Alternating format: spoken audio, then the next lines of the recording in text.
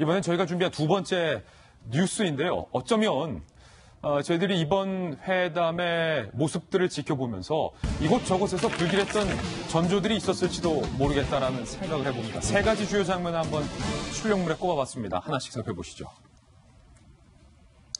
하노이談判 결렬 불길했던 전조들. 첫 번째, 확대 회담에서 저는 이 모습을 더 집중했어야 했다라는 아쉬움이 들었습니다.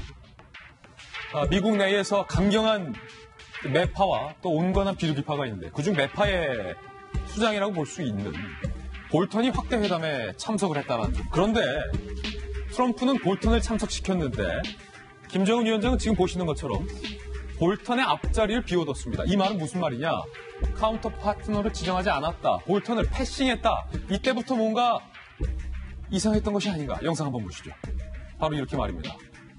자, 분명히 확대 회담에서는 외교적으로 확대 회담에 참석한 사람의 카운터파트를 앉혀놓고 배석하는 것이 예의입니다. 지난번 싱가포르 회담 때도 그랬습니다. 그런데 트럼프 대통령이 북한에 대해서 강경한 볼턴을 참석시켰는데 북한의 김정은 위원장은 그의 앞자리를 이렇게 텅하니 비워놨다. 볼턴은 앞자리에 허공만을 확대 회담 내내 바라볼 수밖에 없었습니다. 이것이 과연 무엇을 의미하는가? 주성하 기자님.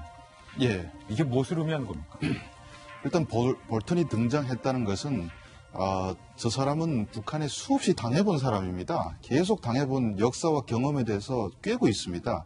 그러니까 트럼프 대통령이 어쩌면 최후의 수비수라고 필요해가지고 데려왔을 수도 있고 어쩌면 또 악역 담당자일 수도 있습니다. 그래서 나타났다는 자체는 벌써 불길한 징조고 검은 구름이 몰려왔다는 거죠. 예. 그래서 악역이 나타나가지고 아마 북한이 제시한 조건, 그러니까 영변하고 바꾸자 하면 볼턴은 지난 기간에 우리가 이거 했는데 이런 거 지켜지지 않았다는 것을 다 얘기에 상기시켜주면서 영변은 과거에도 했다고 하고서 안 하지 않았냐? 뭐 이렇게. 그러면 트럼프 대통령은 이렇게 저 사람 말하는 게 저 일리가 있는데 하면서 밀어버릴 수 있지 않습니까? 자기 입으로 다 얘기하기보다는.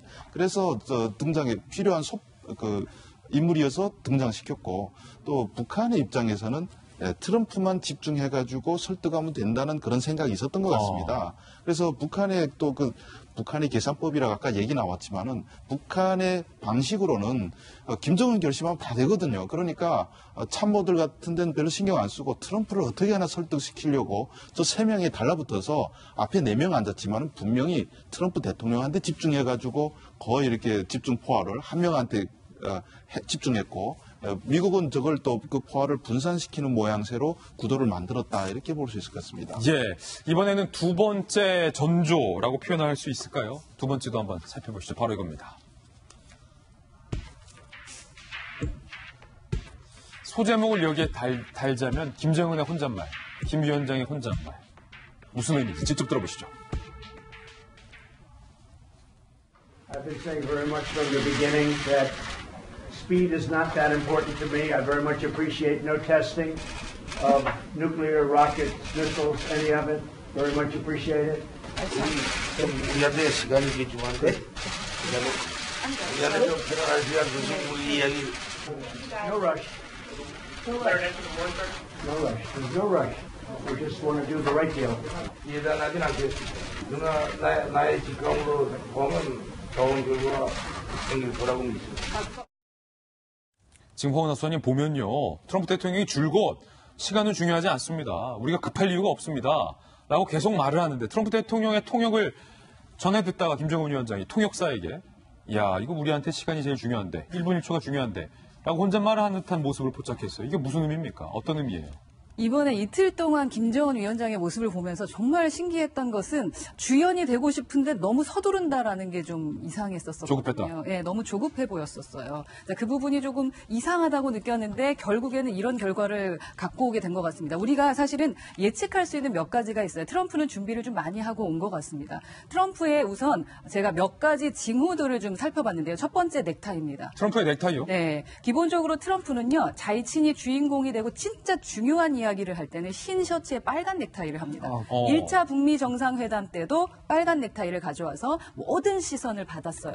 그런데 이번에 27일에 하노이에 왔을 때는 빨간 넥타이가 아니었어요. 그래서 그럼 다음 날 하려고 하나 보다라고 생각했는데 어제 넥타이도 빨간 넥타이가 아니었습니다. 대부분 이렇게 줄무늬 넥타이를 한다 그러면 교류 정도죠. 근데 그렇게 넥타이를 가지고 오늘은 바로 중요한 메시지를 주는 날이 아니다라는 것을 메시지로 주는 것이 있었고요. 예. 또한 시선철입니다. 기존의 1차 북미 회담에서는요. 사실 둘이서 이야기할 때 김정은을 보지 않았어요. 그냥 앞만 보면서 기자들만 보면서 얘기를 했었거든요. 근데 27일에 만났을 때는 김정은 위원장만 보면서 얘기를 하더라고요. 그러면서 처음에 너무 과도하게 친절한 거 아닌가라는 생각을 했었는데 그 또한 의도가 있었습니다. 어제 트럼프 모습을 보면요. 트럼프 대통령은 이제 또 김정은 위원장을 보지 않습니다. 시선을 갑자기 바꿔버리는 거예요. 예. 이거는 또한 악수. 아마 지금 말씀드리는 거는 김정은 위원장이나 문재인 대통령에게도 좀 도움이 될 것 같은데요. 트럼프 대통령은 기본적으로 협상을 시작하기 전에 악수를 좀 보면 그 사람의 마음을 좀 읽게 됩니다. 악수 자체를 모든 사람에게 동일하게 하지 않아요. 근데 이번에 김정은 위원장과 악수를 할 때 져주는 듯이 손바닥을 밑으로 내리면서 들어갔다가 손을 다시 위로 올리거든요. 그러네요. 그리고 중립을 유지합니다. 저 중립을 유지한다라는 자체는 저 정도까지라는 거예요. 그렇지 않고 내가 강하게 나가고 싶으면 앞으로 끌어당기는 스타일이에요.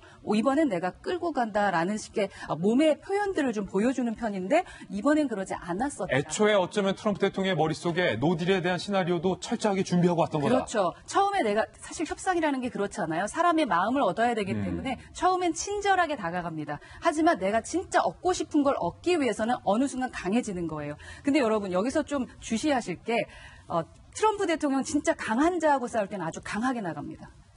이번에 2차 북미 정상회담 때는 과도하게 친절했어요.